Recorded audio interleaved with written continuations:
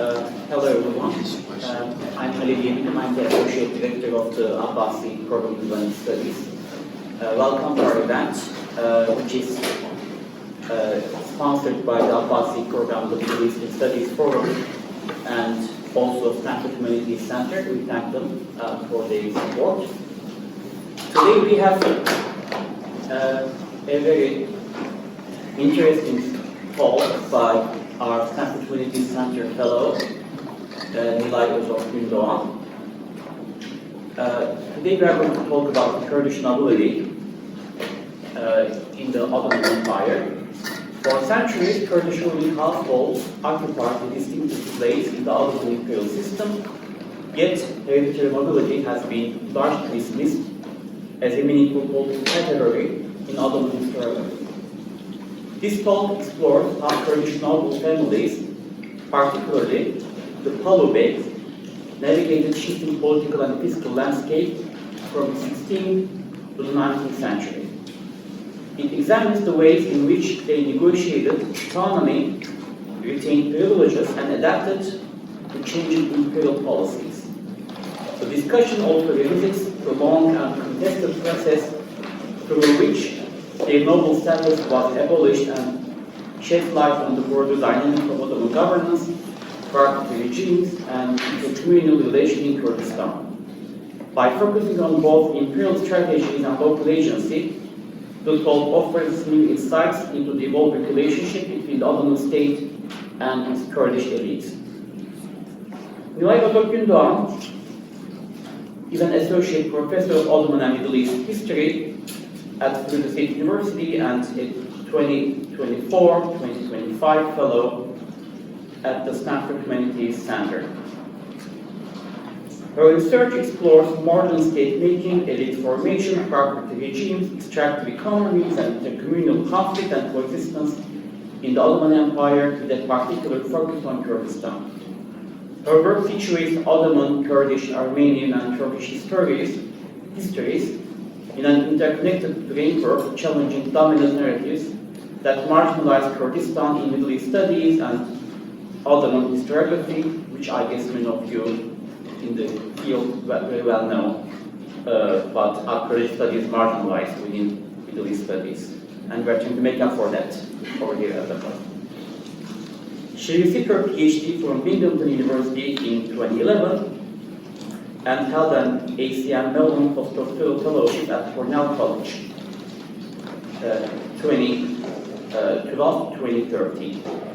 She was also a Scholar Rescue Fund Fellow 2016 to 2017, which is a day before mine, and we have to mention that she's one of the forerunners in terms of the dismissed scholars in Turkey's great purge of academics, which amounted to 7,000 academics, and we are both two of them, and we happen to invite a lot of them actually to our events, and understandably why we are targeted by the regime there. Her work has appeared in the Journal of Social History, International Journal of Middle East Studies, New Perspectives on Turkey, and edited volumes. Her first book, The Kurdish Nobility in the Ottoman Empire, Loyalty, Autonomy, and Privilege, won the 23 book prize from the Ottoman and Turkish Studies Association. She is the co-editor of Decolonizing Kurdish Studies, a special issue of South Atlantic Quarterly, which critically examines the disciplinary and epistemological constraints that have shaped the study of Kurds and Kurdistan. She serves as the co-editor of the Journal of Ottoman and Turkish Studies Association. Please allow me to welcome Nilay and that was Thank you so much for this kind introduction. Thank you all for coming today. Because I know at any point at Stanford there are like 200 events happening, so thanks for choosing this particular one. And thank you to Abbasi Center and all the sponsors today. Now, you write a book, and the book has its own life, and then at some point when you give a talk like this, you go back to it and you reconsider. I wrote this, but what does it mean? What value, what benefit does it have in societies at times where there is like enormous crises, human tragedy, and all of that? And I was, giving a thought to this today as I was preparing for this talk. And I realized that I really like talking about specific moments in everyday life. And when those moments are happening, you really don't know which direction it will take. You know, it can go direction A or direction B, route A or route B. But when it is happening, you really don't know what's going to happen. And I think as the members of the global society today, we are at a point that we don't know which direction it will go. It can really go in a terrible direction. We have signs for that. But we also have hope. And as a social historian, I try to find that hope in everyday life, in human interaction and human struggle. But I'm a social historian, so I like to start with a case. Oh, by the way, before I forgot, the image that you see here is the cover of my book, but it was made by a Kurdish artist. I really want to emphasize that, specifically for this book. And the production process, the creation process of that cover image was really magical for me, because I've never had any images from the time period for the region that I'm talking about, 1840s, Palu, like a marginalized area.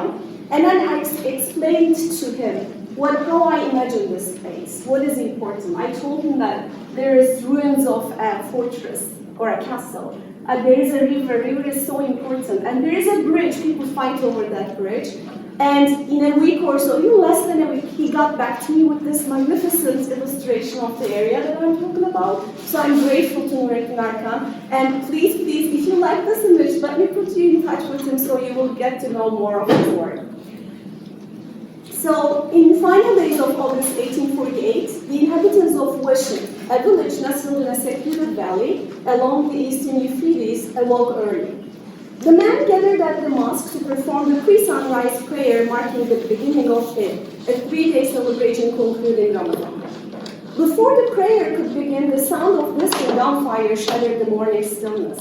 As the noise grew closer, the villagers saw its source. It was Abdullah Beg, the Hakim, or the ruler of the Palu Emirate, accompanied by at least 600 armed men. They had come to collect 1.5 tons of clarified butter, a lot of butter, a payment for 4 years of back taxes owed to Abdullah Beg.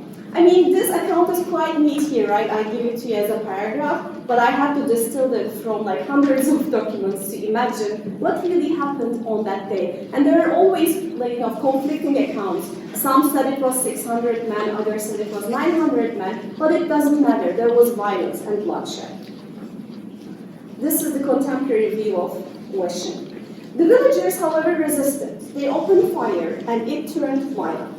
By the end of the day, 3 villagers lay dead, 4 were wounded, and the survivors had fled to the surrounding hills.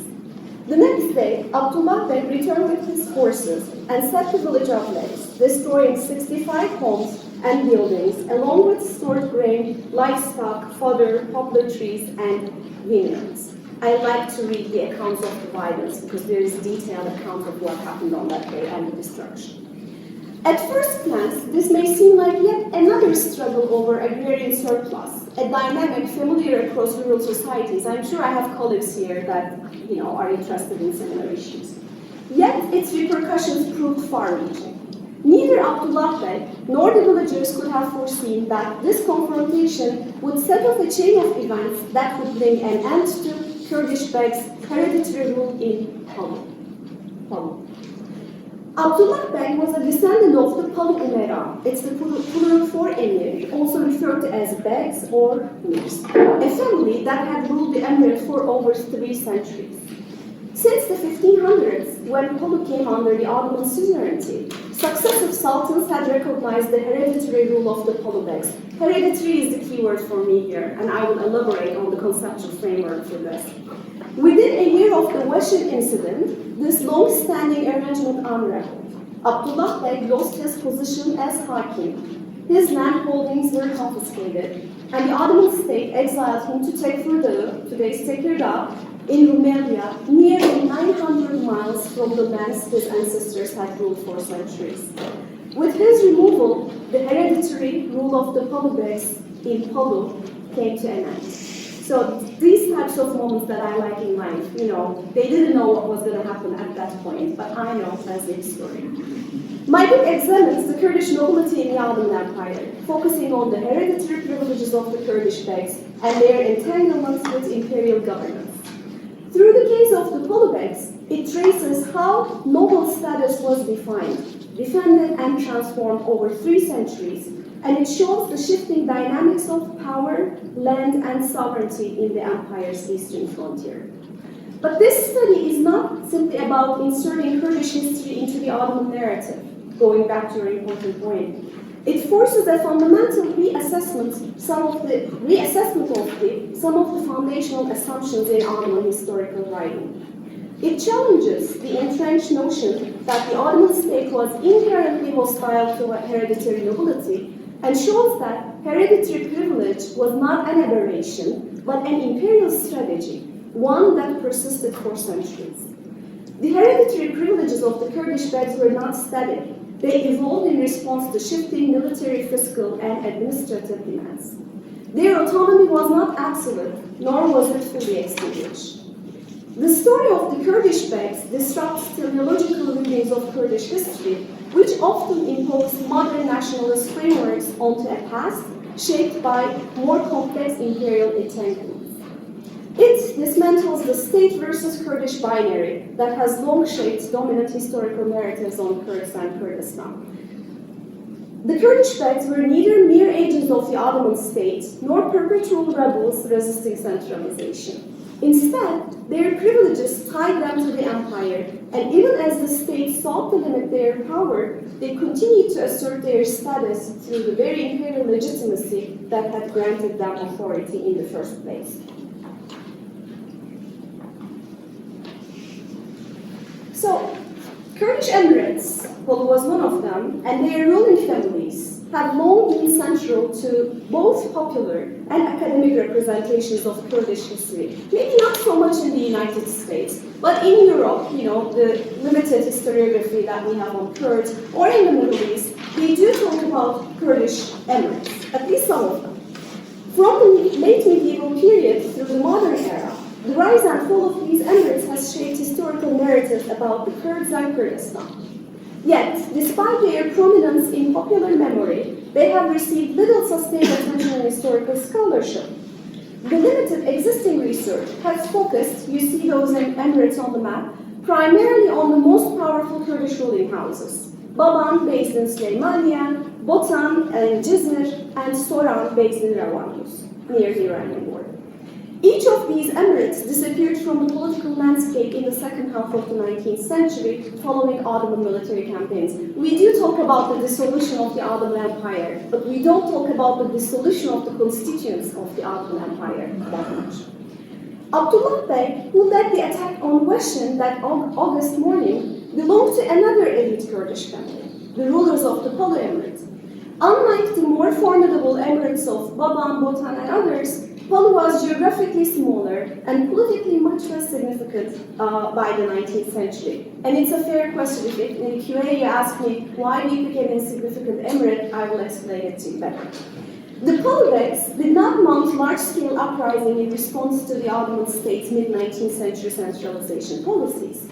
Although Abdullah Bey, like the leaders of the 3 larger emirates, was exiled by the Ottoman state around the same time, his family remained in their historic homeland and continued to claim rulership over Palu for several more decades.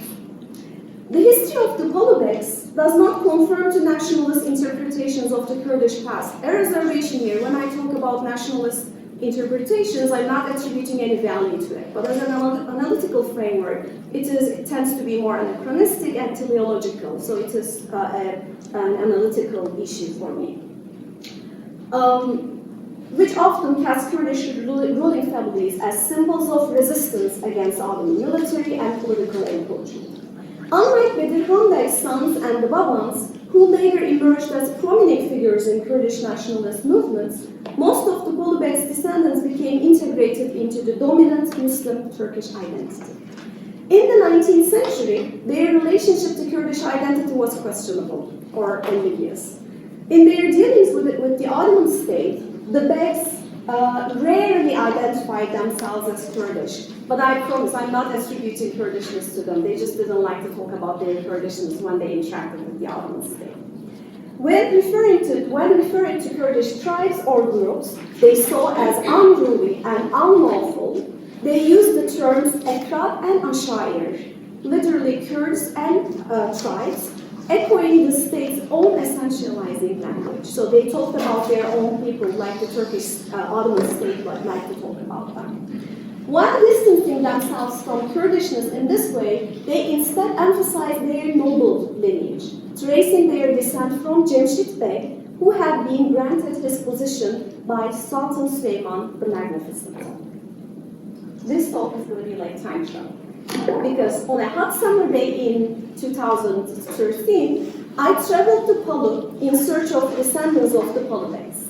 I didn't know anything. I didn't even know whether they existed or not. I just, went. My initial inquiries led me to a young man dressed in a suit. He gestured out the window because we met at a gas station. I don't remember why we did that, but it was at a gas station. And with unmistakable pride, he pointed out the window to the Quarry by the Hall, which he owned.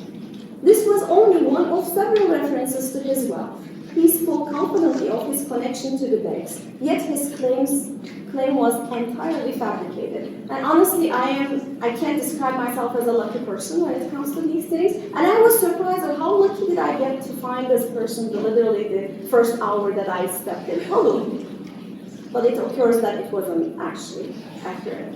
The actual descendant of Beys, a retired teacher in his mid-50s, arrived shortly after in a worn-out Renault 12. If we have friends from Turkey, they would know we had one of those. Likely from the early 1990s. Unlike the Quarry owner, he had no illusions of grandeur, but seemed pleased that a historian had taken an interest in his ancestors. He dismissed the younger man as a Warish, who, in search of a noble lineage, had latched onto the legacy of the Palu Beys. In Palu, a small district that has become an impoverished backwater, the title of Beg had outlasted the material wealth it once signified. I found it striking that a title stripped of its economic and political power could still carry such weight, that it was desirable enough for a prosperous man to claim in the 21st century. The actual descendants of the Beys, however, did not need invention to substantiate their noble lineage, because they possessed a temlikname, or a title deed, like a farman, like a decree granted by the Ottoman Sultan, recognizing their hereditary rule over the Palu Emirate, which they kept in a chest in an attic, tangible relic of a lost era. And you see it's only a piece of it. In essence, it's a much longer document. It fitted in a long dinner table. The notion that hereditary nobility had no legal place in the Ottoman Empire has long been a foundational assumption in Ottoman historiography. Now bear with me. From the case study, I want to talk a little bit more about how I frame this, because it's really important to understand what nobility was about in the Ottoman Empire. Generations of historians have built their theories, conceptual frameworks, and narratives of the Ottoman administrative system on this premise. I mean, if you read one book about the Ottoman Empire, pick a random book, you will see that they say, no, there was no nobility in the Ottoman Empire. There was no hereditary nobility in the Ottoman Empire. According to this widely accepted view, the Ottoman state diverged sharply from its European counterparts in its persistent opposition to hereditary rights and privileges. This theory rests on references to three institutions, generally speaking, often regarded as the pillars of the classical Ottoman regime. These three institutions, the first one is the gradual Ottomanization of ruling aristocracies in newly conquered territories. The other one is the devşirme. Devşirme is a popular one because it's the child labor system. And müsaadere, confiscation of wealth. Let me just consider all of them, each of them, beginning with the incorporation of the local aristocracies. According to this argument, the Ottoman state followed a two-stage approach to integrating newly conquered territories. First, it established suzerainty over local rulers. Then, over time, it sought to dismantle indigenous dynasties by imposing direct control through the empire's fiscal and military institutions. One key strategy for managing local noble families was to absorb them into the Ottoman administrative system by granting them high-ranking positions. The policy took a decisive turn during Mehmed II's reign, and it was at that time the highest offices of the Ottoman central administration, including the Grand Vizierate, were open to Balkan aristocracies, like Greeks, Bulgarians, Serbians, Albanians, and others. Even members of the fallen Byzantine dynasty were incorporated into the Ottoman elite. The logic behind this was very clear. By integrating these former ruling families, the Ottoman state neutralized, or tried to neutralize, potential rival centers of power.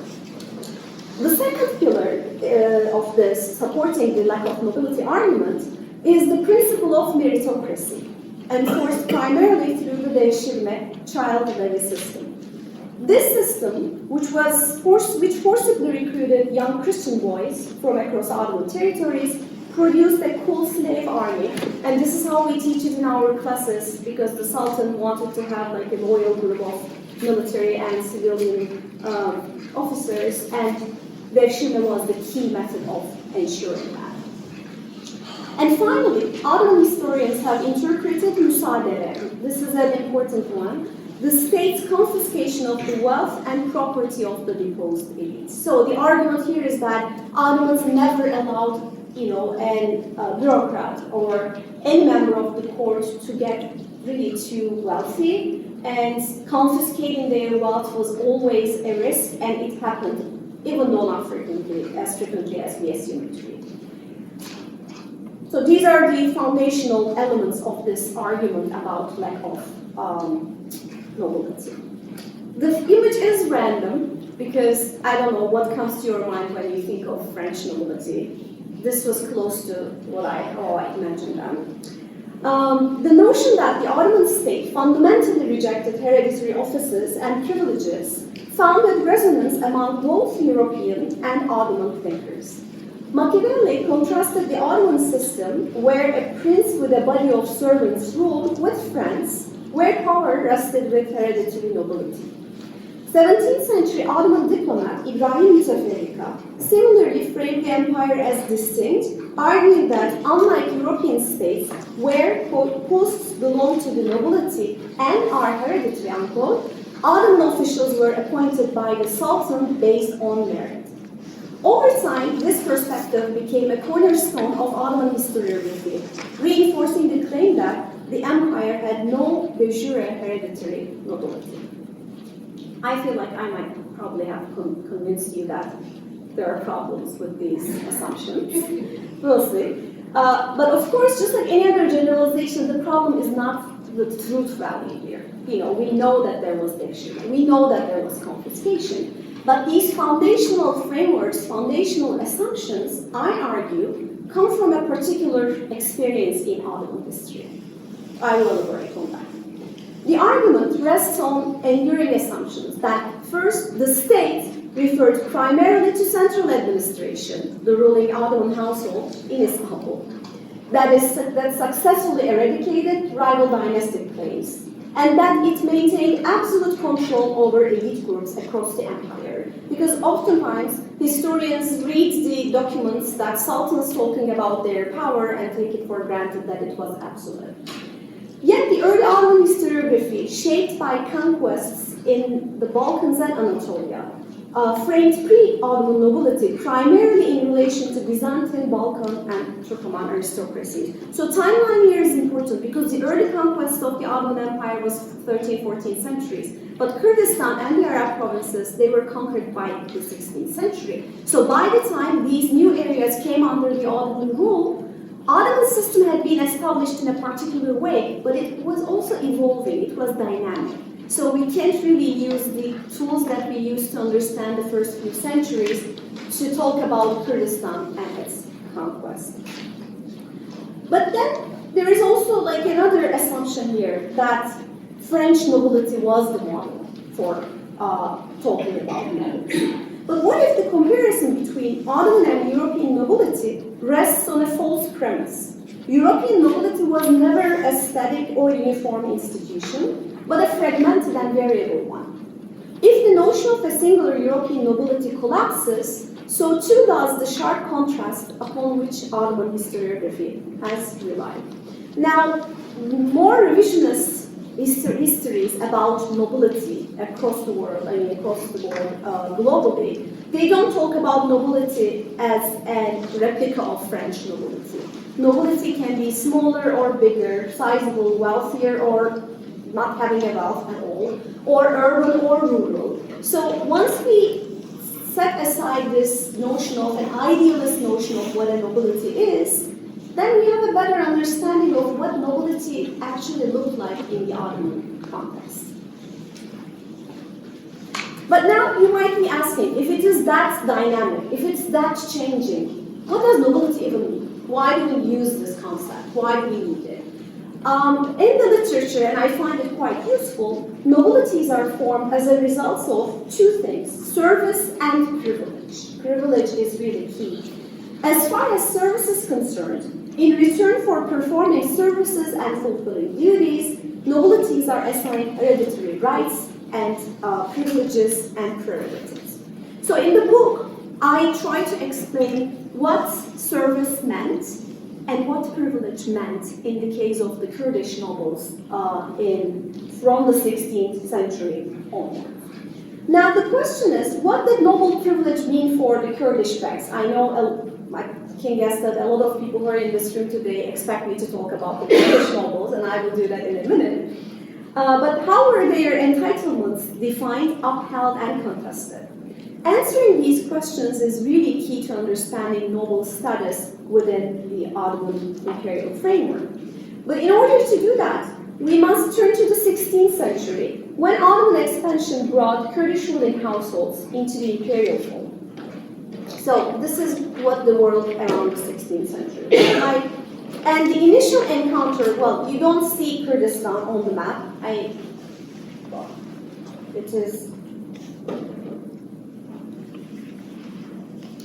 This is the scariest part of the book, right? Anyway, it's the border area between Ottoman and the Safavid empires. I wish I had a better map, but or this one.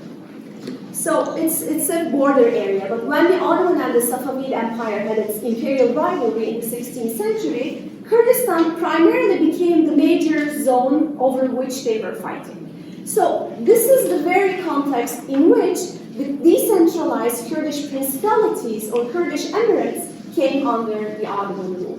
But how did this happen? So during his Eastern campaign, Sultan Selim I sought to secure the allegiances of about 20 Kurdish ruling houses in the area. And he entrusted Idris Bitlisi, a seasoned Ottoman court scribe, with persuading the Kurdish emirs to side with the Ottomans. This is the formative moment of Kurdish nobility. And how were the notions of privilege and service defined in the 16th century? This is a little boring, but bear with me because these two concepts are really key to understanding how nobility was defined in the 16th century. The Kurdish Beks were granted noble privileges through a special administrative status known as the hükümet. Hükümet can literally be translated as government, but it indicates a special sociopolitical organization. Unlike standard Ottoman sanjaks, hükümets had a distinct position in the Ottoman imperial system, marked by two key designations, Mefruzul Kalem and Makrul Kalem. I find this kind of the implications of these concepts mean because cut off from the foot literally means that Ottoman tax collectors and military cannot set foot in these areas. So this is how they define the notion of autonomy in Kurdish principalities at the time. And set aside from the pen means that the Ottoman state cannot conduct surveys, cadastral surveys, population surveys, and cannot establish its Tamar system, which is the building block of both of them are the building blocks of the Ottoman military and fiscal organization. So this is how autonomy, this is how privilege, and this is how service was defined in the context of the ancestors of Abdullah Bey, who was destroyed with a village at the beginning of this talk. But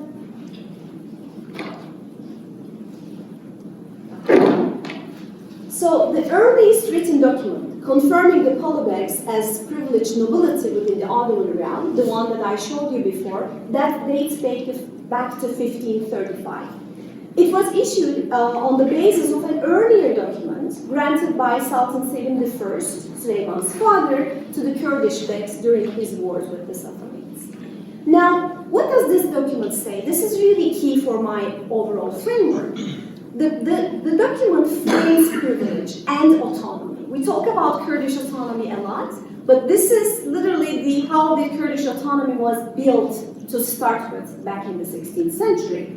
The document explicitly states, the aforementioned Begs of Kurdistan had held and possessed these territories and castles from time immemorial, which had been their yurts and hotels.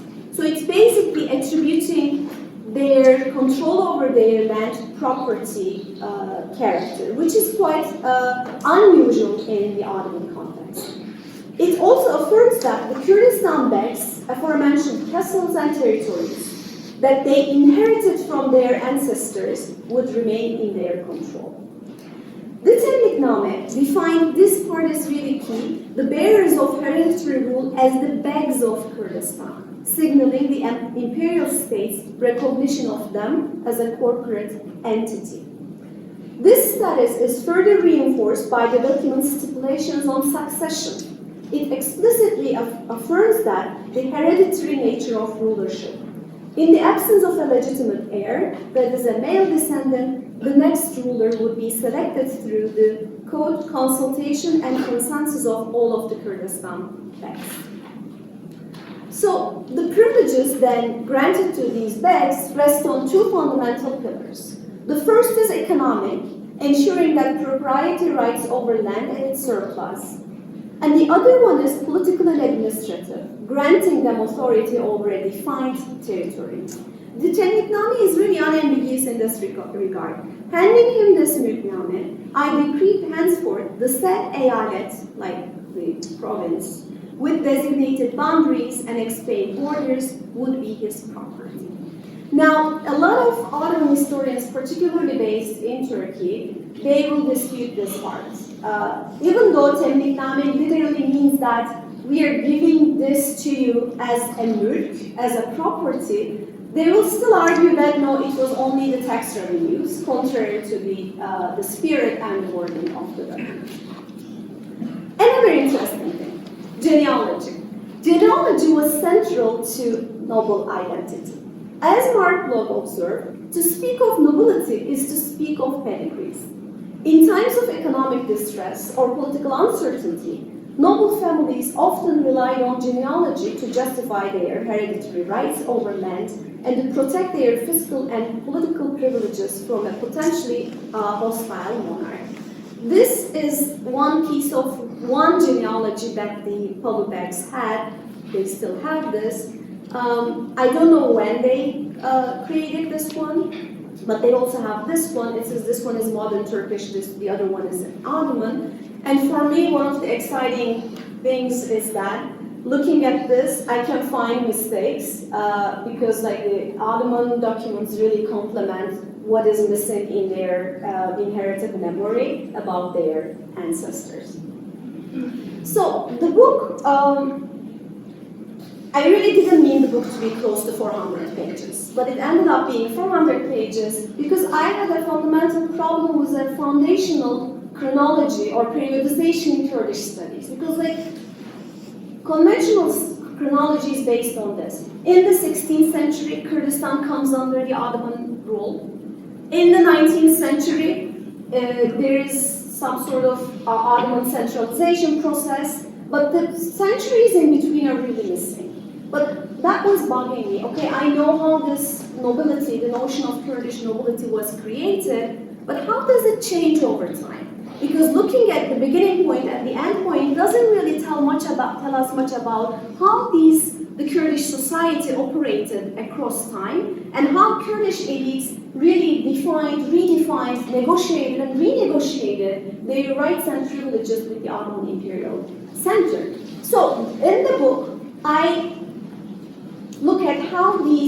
things that I defined in paper, like privilege and service, was how they took shape and how they were reshaped in reality. So in the 16th century, yes, they were granted the privileges. But coming to the 17th century, the military service that was expected from the begs diminished. It diminished, and it's not quite clear why it diminishes, but as I understand from the documents, they're really done with the Ottoman state's unrelenting desire for recruitment or the provision of military service, so they just don't want to do that anymore. And the third one is, coming to the 18th century, there is a totally new dynamic, and for me it's just a coincidence that mining and mine economy, which is an important factor that defines the definition of the Kurdish elite's privileges, is the topic of my talk tomorrow at the Humanities Center.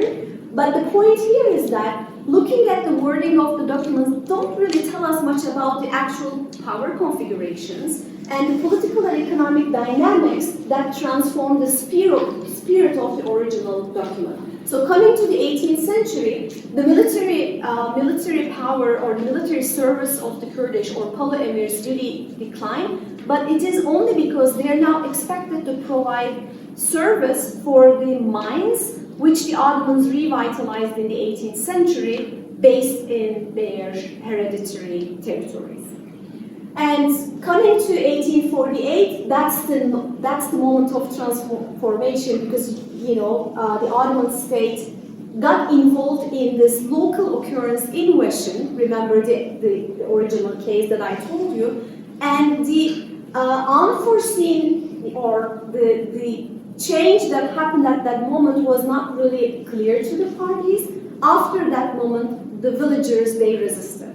They made a case about the Abdullah Beys coming to the area, demanding tons of clarified butter and burning their houses and everything down. And they went to the imperial center because they were starting to use the newly established modern justice mechanisms in Istanbul and in the provincial center, the provincial areas. So what they did was that small incident, which I find quite fascinating, turned into an entire court case that went to Istanbul. And as a result of that case, the Ottoman authorities decided to confiscate the hereditary privileges of the Palu begs. So this is really a small incident resulted in the disappearance of a notion that is quite, embedded in Ottoman political and administrative system for 3 centuries. So that's why that insignificant or the significant embedded in an insignificant data occurrence is really fascinating to me. But the 1850s is really interesting because they started to confiscate the wealth and the lands of the Kurdish nobility. And once that occurred, now that's a different process of land confiscation, new actors emerging, and coming to the late 19th century, the region really got involved into a spiral of violence because those who bought the land from the confiscated land of the Kurdish emirs were the Armenians. And as the Armenian question got internationalized in the late 19th century, the Armenians who were buying lands from the confiscated lands of the Palu emirs became the culprits, and they became the scapegoats. And 1895, that long history of the region culminated in mass massacres of the Armenian population. And the book tries to understand, not because I'm not a scholar of mass violence per se, but this moment is really it indicates a lot of tensions, a lot of contradictions involved in the land confiscation process of the Palu nobility. So I want to add this one thing here. The other day, a colleague of mine, who is a legal scholar, who works on legal history of Kurds and Kurdistan, got in touch with me. And she said that, Nilay, I listened to a talk that you gave, and someone asked you about what happened to the nobility after the early Republican period. And you gave an answer, and apparently she didn't like my answer, and now I know why she didn't like it, because I missed a key thing.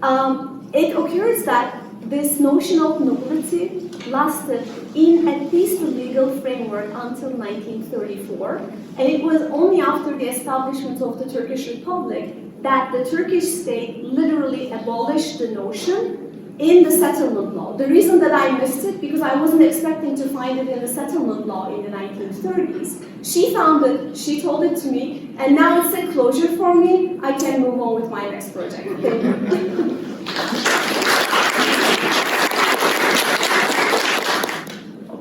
So I'm interested in how the territorial delimitations of these emirates, were they mapped? Were there border stones? Was it just in people's local knowledge?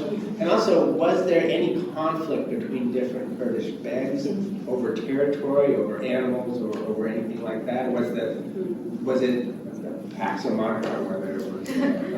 Yeah, that's a great question, because it's really interesting that they did not worry about, demarcating boundaries as these territories came under the Ottoman rule. The language that they used is quite vague, but I think for the Kurdish nobles themselves, it really meant something that was because they controlled these areas as their hereditary rule, as their hereditary territories long before the Ottomans came into the scene. So the document itself did not really talk about how they really, what is the borders here, who controls which area, but I think the actors themselves really knew, but unfortunately we don't have any documents to know how they divided different Kurdish principalities in constitutes of Kurdistan itself.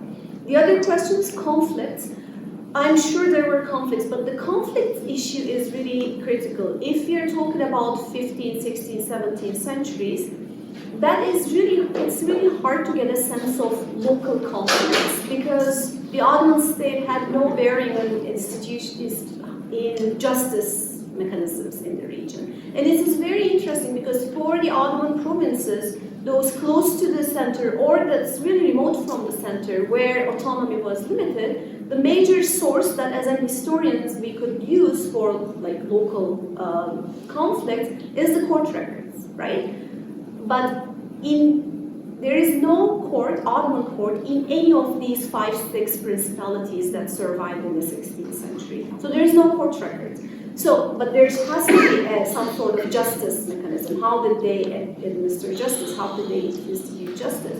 And it's local, it is local, it's historical, it is established, but unfortunately they didn't bring it in front of the Ottoman state. But 18th, 19th century is a whole different story. There is tons of conflicts, not just between different elites, not just between different Kurdish bands, but within this family, they literally kill each other over a piece of land, and there's like tons of documents about how they want the Ottoman state to be a party to their conflict, and that's the modern moment of like defining individual property ownership as opposed to familiar, ancestral, traditional land holding patterns.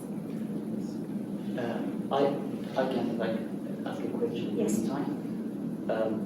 If there were no court records, what were your main sources when you were investigating your research? And second, about the Armenian issue, you touched on that after the 19th century, but before the 19th century, the lands of Kurdistan is largely overlapping with the Armenian homeland. How were the relations between the two? What kind of governance was being exercised by the Kurdish notables over the Armenians? Yeah, great questions. The first one is about sources. Being an Ottoman historian, working on an empire is like a curse, literally. At one point, you're like, oh, okay, I figured it out all, and then next moment, you really are in there, But for this particular case, from the 18th, 19th century onwards, these records in the Ottoman documents, there is tons of disagreements, tons of court cases that come in front of the Ottoman state. But for the earlier period, pre-modern era, there really is not. All we find here is the Ottoman center sending the Fermans or the imperial decrees and how they are building the relationship in their own minds, right? But 18th, 19th centuries, yes, there is tons of mechanisms where I can get a hold of how does this work? What is the local conflicts? What is the relationship between center and the periphery? So yes, as a modern historian, as I have access to these documents. But court records in Ottoman historiography, that's like a specific set of documents where you can have a better sense of what is happening in terms of local conflict. That doesn't exist for this region. And the other one is Armenian. Now, I want to answer this in a couple of different ways because there's really a lot of fault lines in relation to this framework. One is, yes, Armenians and Kurds share that historic homeland, and some parts of their homeland overlapped. But from the 16th, 17th, 18th century, there is really not a notion of like this being an Armenian homeland in the inhabitants of this area, because now you could describe it as either Western Armenia or like the northern Kurdistan, but there's like an established hierarchical social organization in the region. In the rural sector, the majority of Armenians constitute the sharecropping population of the Kurdish noble elites. And coming to the 18th century, I always want to create a word for this, and English language does not allow me, like a sharecroppization. Can you find something? Like an increasing degree of sharecropping population in the rural sector in Palu. Now, this is kind of like the easiest way to approach this question because yes, Kurds own the land, Armenians are the tillers of the land, but not really, but because the Armenian society itself is hierarchical. In the urban sector, we have the Armenian moneylenders, for example. The major financing source for the Kurdish elites are the Armenian sarrafs or creditors. So there's really like a complex social, ethnic, and religious organization in this region because neither of these communities were monolithic. Both were hierarchical, but if you want to overgeneralize here, we can talk about from around the 18th century, there's an increasing visibility of sharecropping Armenian population in land, and coming to the 19th century, increasing disputes over the sharecropping, the terms of sharecropping arrangements in the labor sector.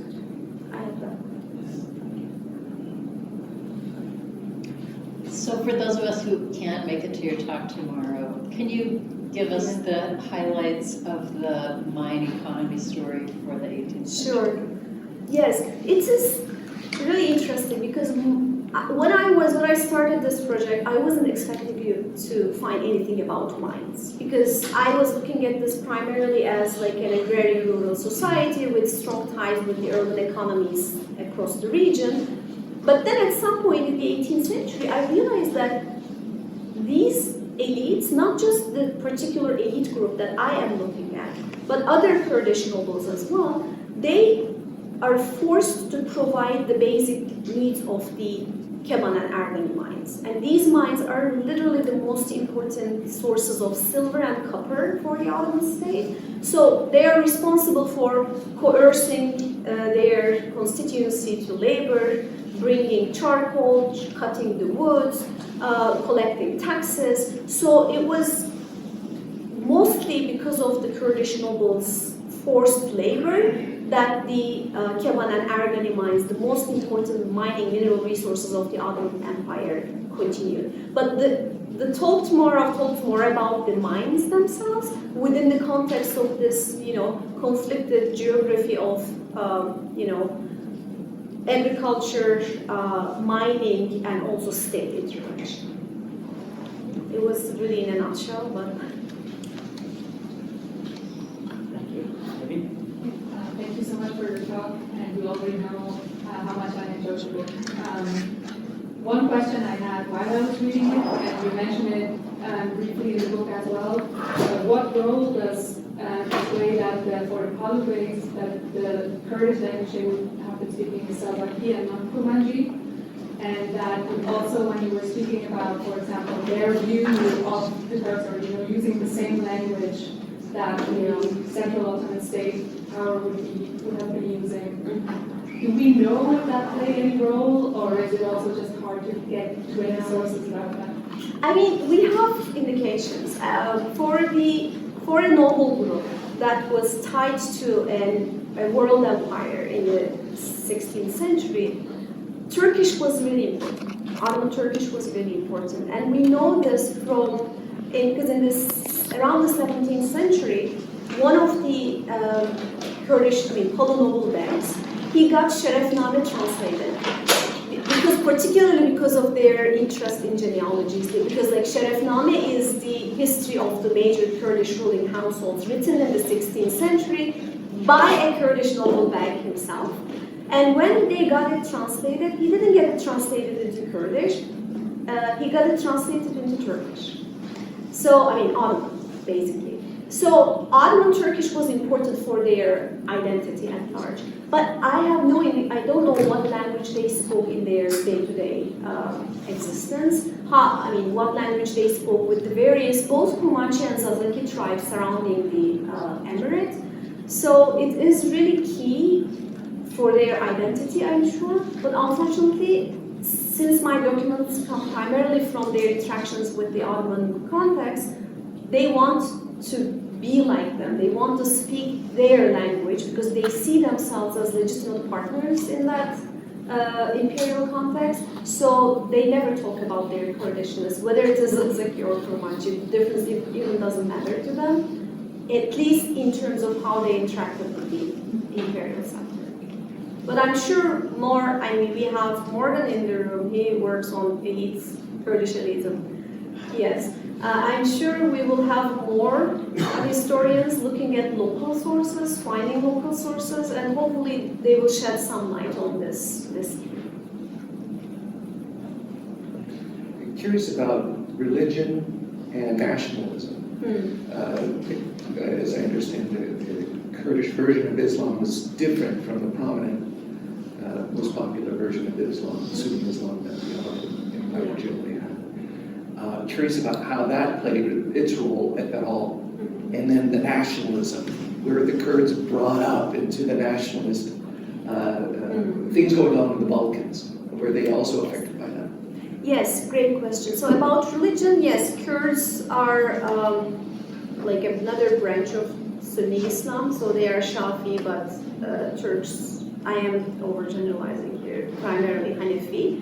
But again, in this context, in this pre-modern context, that really did not play that much into the changing power dynamics between the Ottoman Imperial Center and Kurdistan and the Kurdish elites.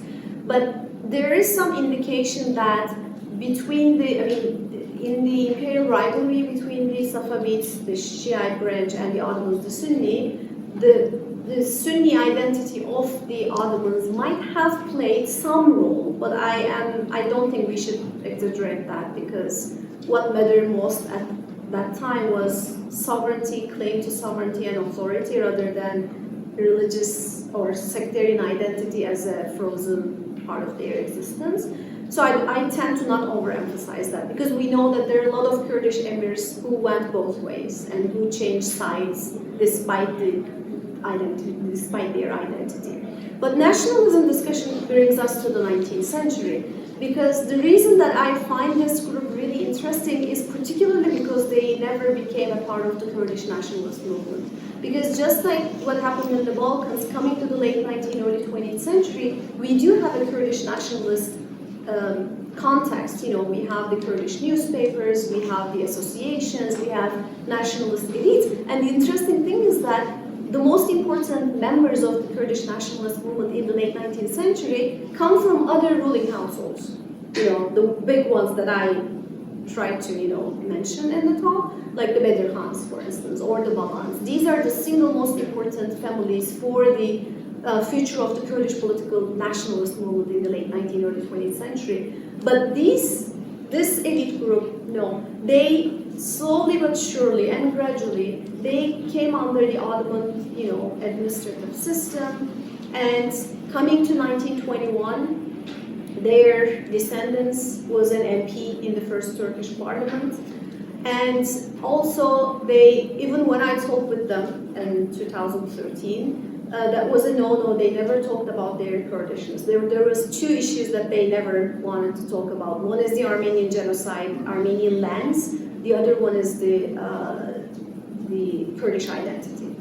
So I think that's the fact that they never became a part of the Kurdish nationalist movement makes them even more important, and not more important maybe, but more interesting to me, because we tend to think that Kurds in the Ottoman Empire or modern Turkey, they're like a monolithic entity. They became a part of a rising nationalist movement from around the 19th century onwards. But no, I mean, there is a lot of Kurdish elite groups that they wanted to remain as a part of the modern Turkish state, which defy established nationalist histories of Kurds and Kurdistan. And that's why they don't, I mean, when I present this to a different audience, they really don't like that. It's... On that exact point, I was actually going to ask you about like the fame in Turkey about, you know, like Kurdish people in Elazığ and Bingöl, like they are generally very loyal to the state. Like some of what you told reminded me of, you know, certain like possible path dependence arguments that could be made about that. But in terms of today's current Kurdish landscape, like what can you say, like how did those dynamics between 16th century, how do they shape like the current dynamics? Yes, I want to go back to this map because, I mean, I'm going to give an indirect answer to this question, but I think it's might help with what you were saying, because now we describe Kurdistan as a frontier area, as a borderland, because it's in between two empires. So, well, this doesn't work, that's why I can show it. So it's basically, we're looking at an area from here, but if you're talking about the region that I'm pointing out, it's around here. But now, we talk about it as a, like, in its entirety as a border area, as a frontier. But borders change, the notion of frontier itself really changed from the 16th century coming to the 19th century. When the Ottoman state was talking about, okay, what are we going to do with the hereditary privileges of these Kurdish bey's in the 19th century, they were using this exact terminology. Okay, now we have the Kurdish hereditary groups all around Kurdistan, right? But now the ones close to the Safavid border, like the Iranian border, well, we can't really touch them. They are, you know, it's the border area. Let them do what they have been doing because we need their military power. But this area where we have like literally the same socio-political organization like the one that I mentioned, they have this reasoning. Well, we gave these privileges to them back in the 16th century, but now this is not a frontier area anymore. This is not Serhat. This is what the Ottomans openly say. So what they say, the Ottoman state says is, like, okay, let's take these privileges back. We don't need their service anymore. And I think that path dependency thing works in this way. Well, Ottomans maybe changed their mind, but this wasn't really the case for the Kurdish elites. They wanted to be a part of the Ottoman imperial entity, but at the same time maintain their autonomy. So the only condition for them to be able to maintain that autonomy was to continue to be a part of the Ottoman state. So that integration into the Ottoman Turkish Muslim, you know, social, ethnic, religious context, I think is related to the changing notions of frontier and how these elites wanted to situate themselves in this fluctuating context.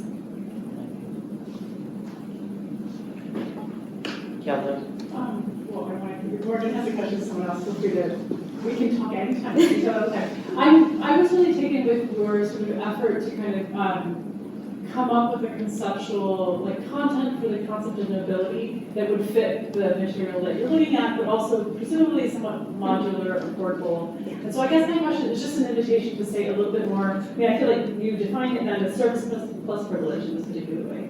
And you kind of want to pull apart the French nobility as a kind of default, the sort of the default standard to which all other nobilities are both defined and compared. So that's great. So I guess the question is, like, what are the implications for you? Not just, I feel like you've given us a clear window to understanding how this means we can then see certain forms of social action in this field, in this area. What are the implications for Ottoman studies, for history elsewhere, as a field, if you, like, with this sort of pairing apart and refilling the concept of nobility in a different way? Like, can you tell us, what does it mean for the rest of Ottoman studies? Does it change how Ottoman history should be told, in your opinion? Like, what are the kind of ripple effects there, and then maybe more broadly too?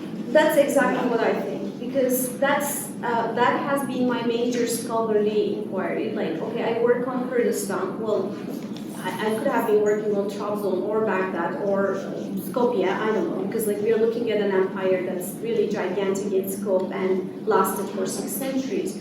So it is always a challenge for an Ottoman historian to, like, can we generalize from here? Can this inform our larger conceptual theoretical framework, given that our examples came from a particular time period, particular region? So this is always a challenge for any Ottoman historian. But when it comes to the Kurdish case, there is a particular challenge here. And you mentioned the coloniality. I mean, in knowledge production, Kurdistan has always been dismissed as a spatial entity. Okay, so even when people talk about Kurds in current scholarship, it's almost always within a context of nation state, citizenship rights, accepting the nation state form as given. And then there is no room for Kurdistan as a historic homeland of the Kurds. And when you do that, when you're writing on Kurdistan, the inclination is to think that this is Kurdish history, not even Ottoman history. Kurdish history is isolated, it is marginalized. Now, for me, my mind works differently. I always start with the paradigmatic case here. What is happening and how does it inform my understanding of the Ottoman history? And initially, I questioned myself a lot because every single book, foundational works, and I'm actually obsessed with the foundational works written in the 1930s and 40s because that's where I find the origins of these dominant narratives. I questioned myself because I read possibly everything about the Arab provinces and the Balkans and like North Africa, and even when I see that there is hereditary nobility in different parts of the empire, the insistence of the Ottoman historians is that no, Ottomans were different from Europeans, and Ottomans were different, and Kurds didn't matter. Hereditary nobility doesn't matter because hereditary privilege means that almost like a compromise on the absolute power of the Ottoman Sultan, because we like that image. But if we just change our perspective, if they were great, what made the Ottomans great was that flexibility itself. They did not care that much about hereditary nobility if it really protected an entire frontier area. Now, I really wish that Ottoman historians didn't think that this is a book about Kurdistan, because it is a book about Kurdistan, but it's also a call to change our foundational thinking about Ottoman state power, frontiers, governance, and how do we make sense of these different components of an imperial system without falling into the trap of like overgeneralization, still being able to come up with like a toolkit that helps us to understand the entirety of the empire. I don't know if that... No, I think you've actually added even more sets of stakes than even my questions are. Thank you. Yeah, if I can remain on that one, like what are some of the ways that you contested or like devised like the arguments of Archaic State of Mongolism? Yeah. Well, it's interesting. Archaic State is like one of the foundational books in our field, written by an anthropologist, but has a lot of historical elements there, because when he started in the 1960s, he is like a Dutch anthropologist, he was in need of, he literally needed to create something from scratch, if that makes sense. So as an anthropologist, most of his insights really came from his field, and I think it shaped his reading of the historical material to a great extent. Now, one thing that, for instance, Brunison makes in his, like a point that he makes in his book, and he actually took it from another Kurdish historian, but then made it more popular. And the meta-narrative here is that after the dissolution of the Kurdish emirates in the 19th century, Kurdistan became like an area of chaos, right? Unruliness and tribal conflict and tribal warfare. And since the Kurdish leadership, their power was undermined, there was not any other alternative source of power in the region. Their power was replaced by religious elites, actually. Religious elites, these are like mostly the religious orders and their leadership, because we know that coming to the 20th century, they were very influential in the nationalist movement as well. I forgot this. This would have helped. Sorry. Now, but then this narrative for me is still illogical because it's basically reading history kind of backwards, you know. When I look at the context that I am interested in, I'm not seeing it in lawlessness, I'm not seeing it in tribal warfare. This is problematic both from a spatial regional point of view, but also temporal point of view as well. Because yes, 19th century, the dissolution of the Kurdish Emirates, but there is like a conscious effort from different actors in Kurdistan, including Armenians, Kurds, Kurdish tribes, and all of them, to find a new language of legality, like a new structure of legality. For instance, everybody agrees now on the private property, you know, and there is like an effort by different actors to make sense of what is happening here. But that argument promoted by Kurdistan, and he made it very popular because his book was translated to English and then to Turkish, or the other way around. But I challenge that because it basically is based on an essentialist reading of Kurdish society because they need leadership. Yes, we know that every society needs a certain political configuration, but in the absence of emirs, the reading goes, they fall into lawlessness and violence and, you know, resistance to authority. Yes, I mean, this is true for certain areas, and actually it also comes from the Kurdish narratives as well. You know that in a lot of the English stories we see that lawlessness, but these are also they're reading backwards. And also not seeing these new areas of law, legality, new language that is being used by different actors in this transformative moment. We did not talk much about the Khalid-Baghdadi and the religious orders developed in Kurdistan after that time, and also Sheikh Said. But would you like to say something about the religious dimension? Yes, because especially in Palu, because that's the hometown of Sheikh Said, and we know that in the 1860s, Naqshbandi order, they did find a home in Palu.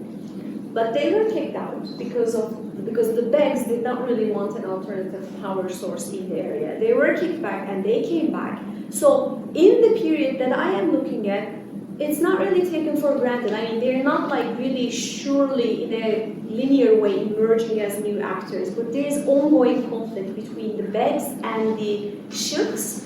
And that, I mean, at some point, yes, Sheikhs won. I have a very funny story to tell you. Can I tell this story? Because it's it's in 2013 when he picked us up, the descendant of the noble Begs. He was driving us to somewhere in his really old car, and we saw that there was like a much newer, fancier car riding, you know, next to us. And he pointed them out.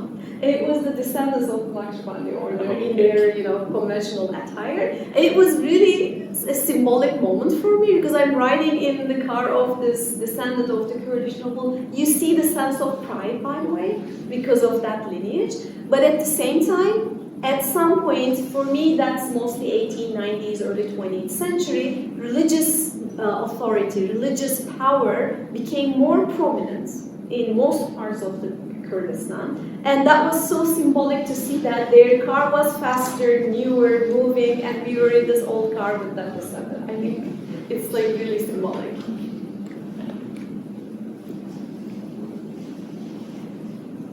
Morgan, Questions? Morgan, you want to say something? I can ask a question, yeah. Actually, Kelda started open this way, and I was helped me formulate this question as well.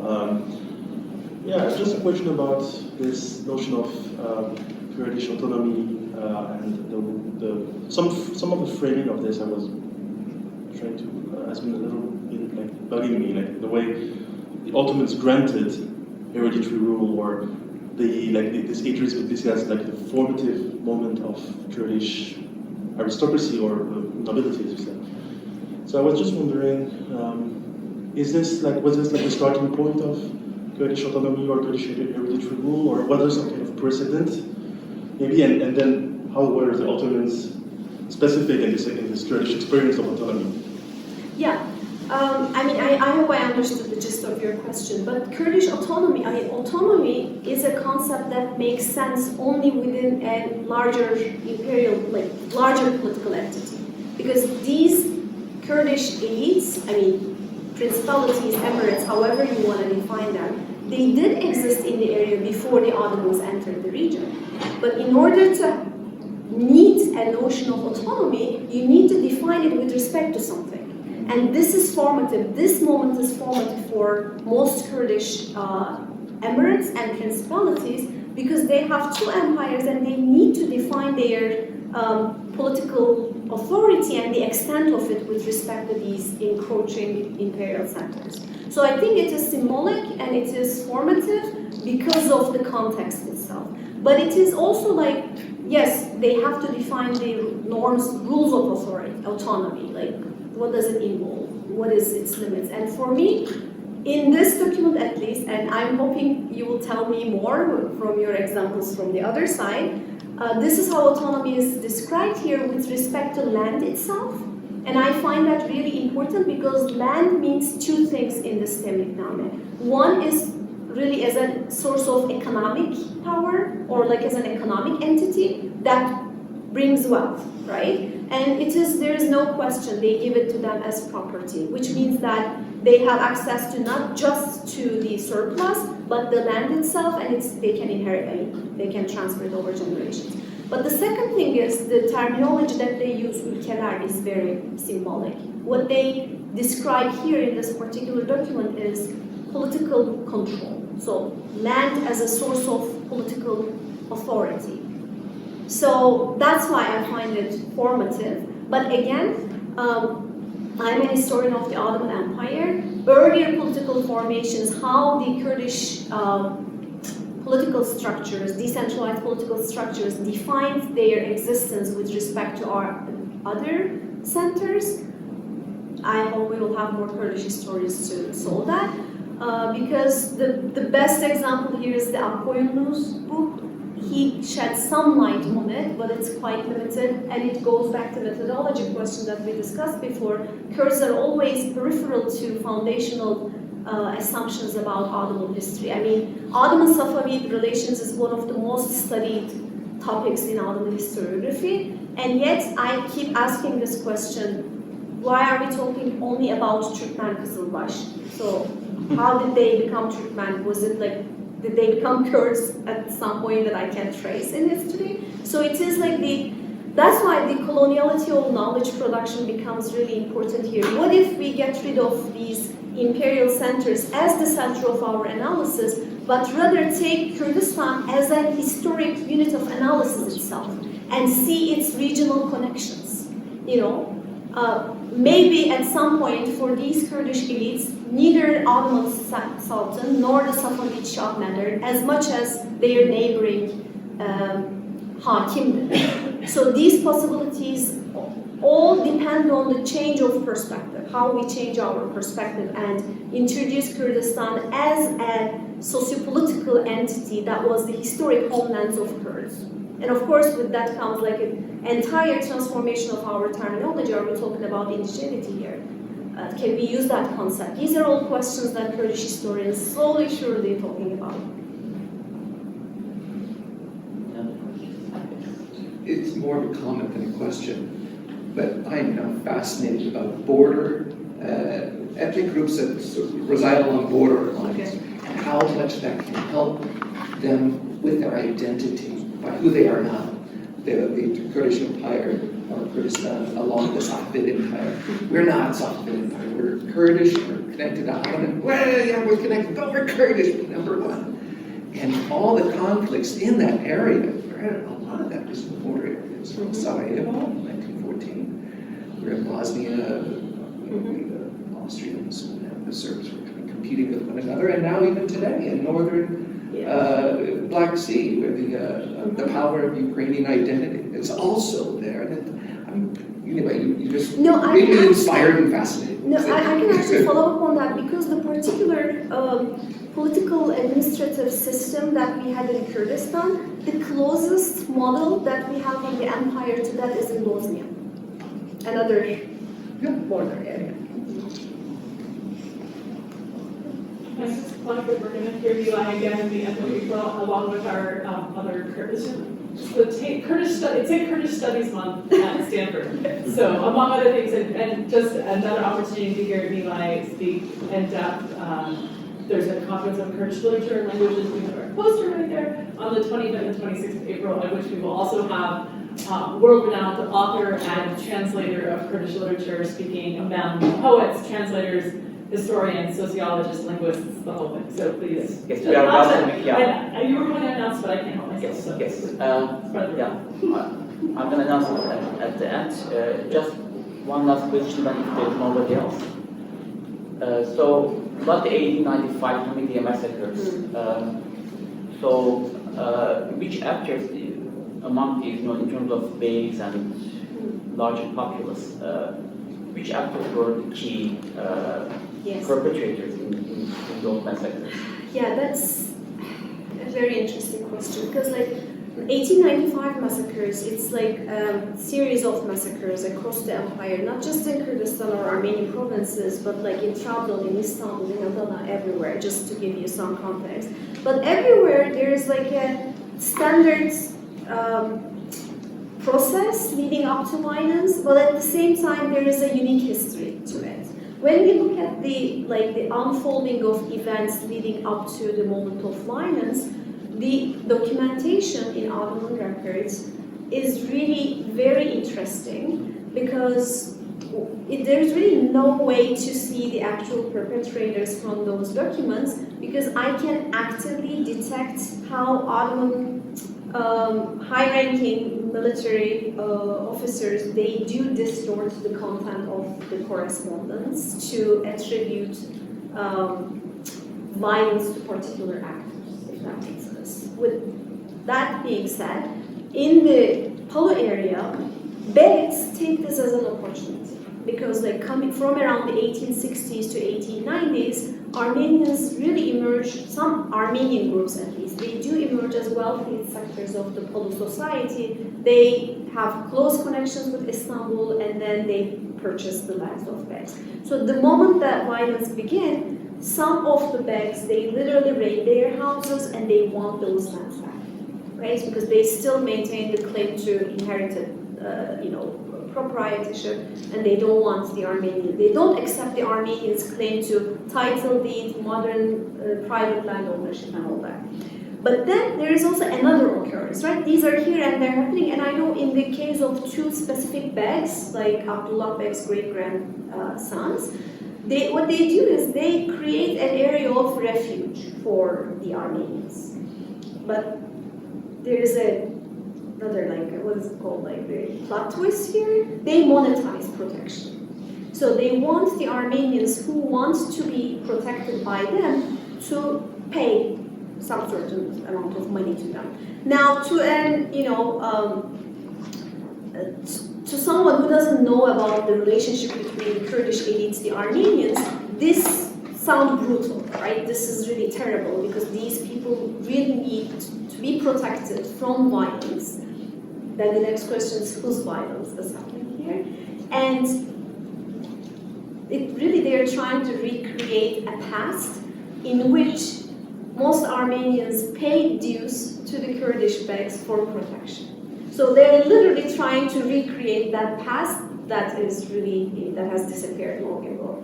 But then in Palu, in addition to that, this revanchist moment that they want to get their lands back, there's another occurrence. We know that from the Dersim area in the north, I'm sorry, I don't have a map to show you this, but there are certain tribal areas in the north of Palu. They come down to the south once the violence started. According to the Ottoman documents, these are the culprits. These are the perpetrators of violence in 1895. And it's very likely to, see tribal conflicts between Armenians and various Kurdish tribes, and plundering and violence. Here and there, this happened a lot in the 19th century. But there is another occurrence. So I talked about three things. In Palu, there is this revanchist movement. They're trying to get their land back, and then there is violence. The other thing is tribal march from north to the Palu area. But there is a third thing in the city center of Palu.